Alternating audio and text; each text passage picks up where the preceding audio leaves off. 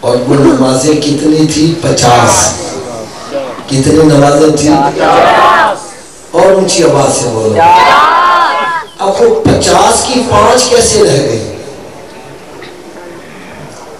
حضرت موسیٰ علیہ السلام کی مدد سے 5 ہیں. سرکار صلی اللہ علیہ وسلم واپس تشریف لا رہے ہیں. موسیٰ علیہ السلام سے ملاقات ہوتی ہے. عرض کرتے ہیں یا رسول اللہ صلی اللہ تعالیٰ علیہ وسلم، اللہ تبارک و تعالیٰ کی بارگاہ سے امت کے لیے کیا تحفہ لائے ہیں؟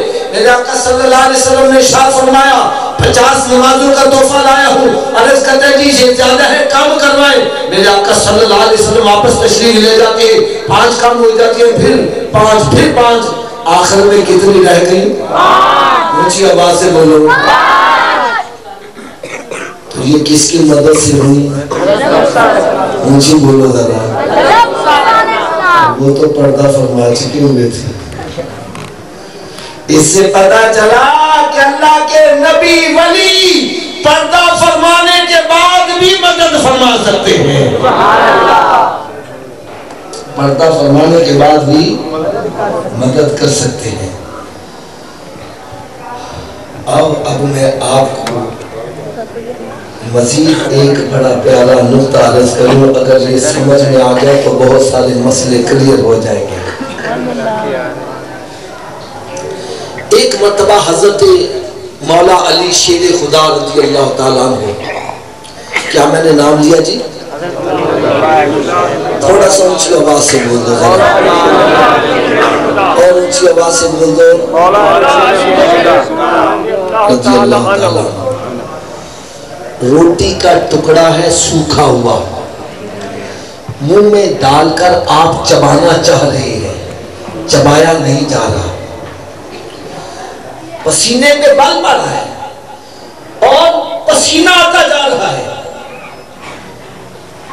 پیشانی پہ پسینہ آ رہا ہے، بل پڑتے جا رہے ہیں. روٹی کا ٹکڑا چبایا نہیں جا رہا. ایک بندہ قریب بیٹھا ہوا پوچھنے لگا حضرت جی کیا تاڑا نام علی ہے؟ فرمایا ہاں مجھے ہی علی کہتے ہیں. کہنے لگا کیا آپ کا ہی لقب شیر خدا ہے؟ فرمایا ہاں میرا ہی لقب شیر خدا ہے. کہنے لگا کہ کیا آپ ہی وہ ہیں جنہوں نے خیبر کے قلعے کے دروازے کو ایک ہاتھ سے اکھیڑ کر اس کی ڈھال بنا کر لڑتے رہے اور پھر جب جنگ ختم ہوئی اس کو اٹھا کر دور پھینکا، بعد میں 70 صحابہ اکرام لگے اس دروازے کو ہلا نہیں سکے تھے؟ فرمایا ہاں میں وہی ہوں. ہاں میں سمجھ نہیں آ رہی. یہ روٹی کا ٹکڑا تو آپ سے چبایا نہیں جا رہا، تو اتنا بڑا دروازہ کیسے اکھیڑ دیا تھا؟ آپ نے ارشاد فرمایا کہ یہ جو میں روٹی کا ٹکڑا چبانا چاہتا ہوں نہیں چبایا جا رہا، یہ میری جسمانی طاقت ہے. کون سی طاقت ہے؟ اور اونچی آواز سے بولو ذرا. کون سی طاقت ہے؟ اور جو میں نے خیبر کے قلعے کے دروازے کو کھیڑ کر پھینکا تھا وہ میری روحانی طاقت تھی. اس سے پتا چلا کہ جب بندے کے جسم میں روحانی طاقت آ جاتی ہے تو پھر وہ ایسے کام کر کے دکھاتا ہے کہ انسان کی عقل وہاں تک رسائی حاصل نہیں کر سکتی. جس طرح حضور سیدنا غوث اعظم رضی اللہ تعالیٰ عنہ آپ ایک مرتبہ فجر کی نماز کے بعد درس دے رہے ہیں، آپ کے ساتھی بیٹھے ہوئے درس سن رہے ہیں، آپ نے چادر کی بکر ماری ہے. اچانک آپ نے درس دیتے دیتے خاموش ہو گئے، سر کو نیچے جھکا لیا اور ہاتھوں کو چادر کے اندر کر لیا. مریدوں میں اتنی جرأت نہیں کہ پوچھ لیں کہ حضرت جی چپ کیوں کانگے تھے؟ وہ بھی خاموشی سے اس کو دیکھتے رہے. آپ نے کافی دیر کے بعد سر کو اٹھایا اور ہاتھوں کو جب چادر سے باہر نکالا تو آپ کی آستین سے پانی کے قطرے ٹپک رہے تھے. جیسے میں پانی کے ٹب کے اندر ہاتھ ڈال دوں اور باہر نکالوں تو آستین سے پانی کے قطرے ٹپکیں گے. مریدین حیران ہے کہ جب چادر کے اندر گئے تھے تو ہاتھ خشک تھے، جب باہر پوچھنے کی جرات نہ ہوئی، وقت اور ٹائم نوٹ کر لیا۔ چند دن گزرے، ایک کافر آیا بہت سارے تحفے نذرانے لے کر۔ مریدین پوچھنے لگے حضرت جی آپ یہ تحفے کیوں لے کر آئے ہیں؟ فرمانے لگے فلاں دن فجر کا وقت تھا، ہمارا بحری جہاز سمندر میں طوفان میں گر گیا، اور جب ہمیں یقین ہو گیا کہ اب ہم بچ نہیں سکتے، ہم نے بغداد شہر کی طرف منہ کر کے غوث اعظم کو مدد کے لیے پکارا۔ ابھی پکارا ہی تھا تو ہاتھ نمودار ہوئے، انہوں نے ہمارے جہاز کو پکڑ کر کنارے لگا دیا۔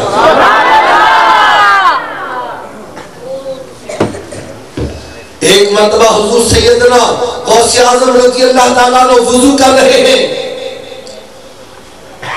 آپ نے کھڑاؤ پہنی ہوئی تھی۔ کھڑاؤ کو ہوتی ہے نا لکڑ کا تلا ہوتا ہے، لکڑی کا جوتا۔ آپ نے وضو کرتے ہوئے فرمایا اے مرید میں حاضر ہوا، اے مرید میں حاضر ہوا، اور اپنی کھڑاؤ پکڑ کر ایسے پھینکی۔ ہم اپنے ہاتھ سے کوئی چیز پھینکے تھوڑی دور جا کر گر جاتی ہے، لیکن آپ نے جب کھڑاؤ پھینکی نظروں سے ہی اوجھل ہو گئی۔ اب وہ جو وضو کروا رہا تھا اس نے وقت اور ٹائم نوٹ کر لیا۔ چند دنوں کے بعد ایک کافر آیا بہت سارے تحفے نذرانے لے کر۔ مرید نے پوچھا جناب آپ یہ تحفے نذرانے کیوں لے کر آئے ہیں؟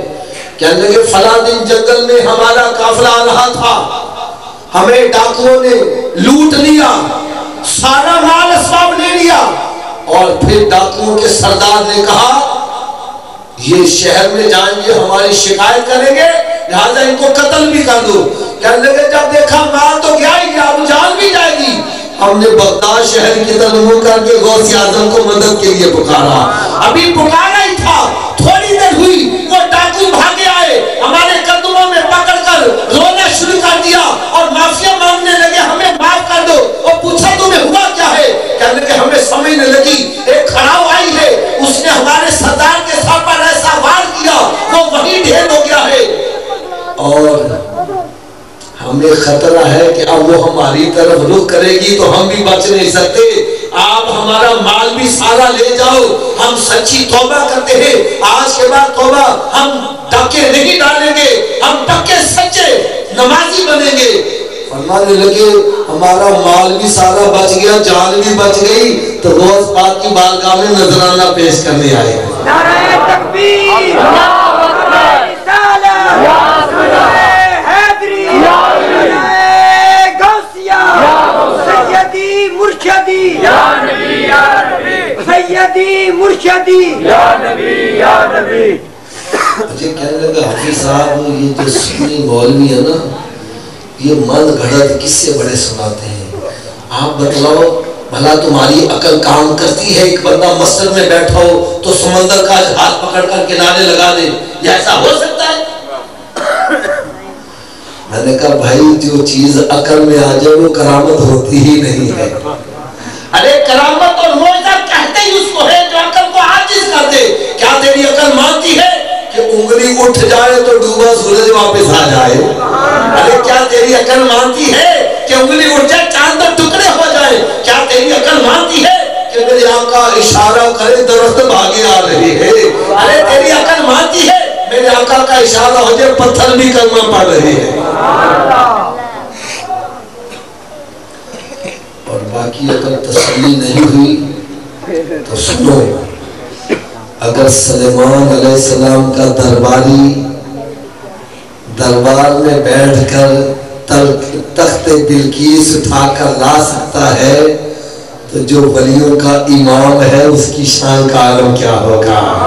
حضور سیدنا غوث اعظم رضی اللہ تعالیٰ عنہ آپ ارشاد فرماتے ہیں میرا ایک مرید مشرق میں ہو، میرا ایک مرید مغرب میں ہو، دونوں کو بھیا وہ شیر اپنے منہ میں نکلنے لگے، مجھے وہ مدد کے لیے پکارے، میں دونوں کو شیر کے منہ سے نکال سکتا ہوں، اللہ تعالیٰ نے مجھے یہ شان عطا کی ہے۔ اور پھر آپ نے ارشاد فرمایا مجھے اللہ تبارک و تعالیٰ کا قرب حاصل ہوا، اللہ رب العزت نے مجھے انوار و تجلیات کے جام بھر بھر کے پلائے، میں نے وہ جام سارے پی لیے، اور جب ने नीचे रखे तो पेंदे में थोड़ा सा जो बचा रह गया, आप दूध का प्याला पी लो, पी के नीचे रख दो, तो फिर नीचे थोड़ी सी तिलछट बच जाती है, उसको उर्दू में तिलछट बोलते हैं, पंजाबी में कहते हैं जूठ।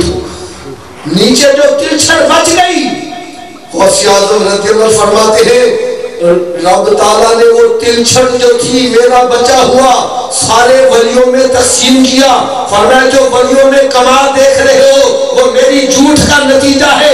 मैंने कहा जिन्होंने गौसे आज़म का बचा हुआ वो पिया, वो तो पलक झपकने से पहले तख्त ला रहे हैं, और जिन्होंने सारे जाम पिए उनकी ताकत का आलम क्या होगा। आपने इरशाद फरमाया कदमी हाजा अला रकबत कुल्ली वलियिल्लाह, फरमाया मेरा कदम सारे वलियों की गर्दन के ऊपर है, उतनी देर तक कोई वली बन नहीं सकता जितनी देर तक मेरे कदम की मोहर न उन पर लगे। जिनकी मेंबर बनी गर्दने औलिया, उस कदम की करामत पे लाखों सलाम। तो मेरे प्यारे इस्लामी भाइयों, एक बंदे के जिस्म में है जिस्मानी ताकत, और दूसरी ताकत कौन सी है? ऊंची बोले जरा, और ऊंची आवाज ना बोलिए।